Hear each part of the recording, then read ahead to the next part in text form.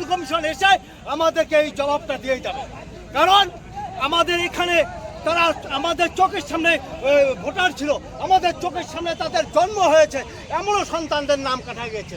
1966 সন থেকে আমাদের 1900 এই যে রাজারাম বলে আমার বাবার দাদুর নাম আছে, ভোটাধিকার তোমার জমির কাগজ হয়েছে এখানে আমাদের 1966 সনের জমির ভোটাধিকার আছে দাদুর।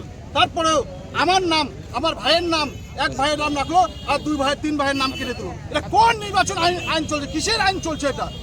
এর থেকে পরিষ্কার মানুষ বুঝে গেছে যে তৃণমূল কংগ্রেসকে মানুষ আগামী দিনে কোচবিহারে যেমন বরাবরই সরে দিয়েছে, আগামী 2026-ও সরে দেবে। এদের শিষ্টাচার কালচার তো তৃণমূলের থেকে আর কি আশা করা যেতে পারে? মানুষ কি আশা করতে পারে?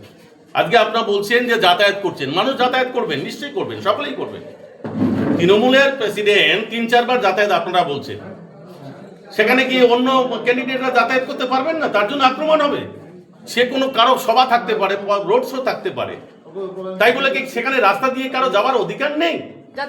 আমি তো পরিষ্কার ভাবে বললাম, সেটা যাদের নেই, যাদের বাদ পড়ে গেছে তারা আপিল করবেন, জায়গা মতো তারা আপিল করবেন। সেটা নির্বাচন কমিশনের বিষয়, সেটা ভারতীয় জনতা পার্টির বিষয় নয়।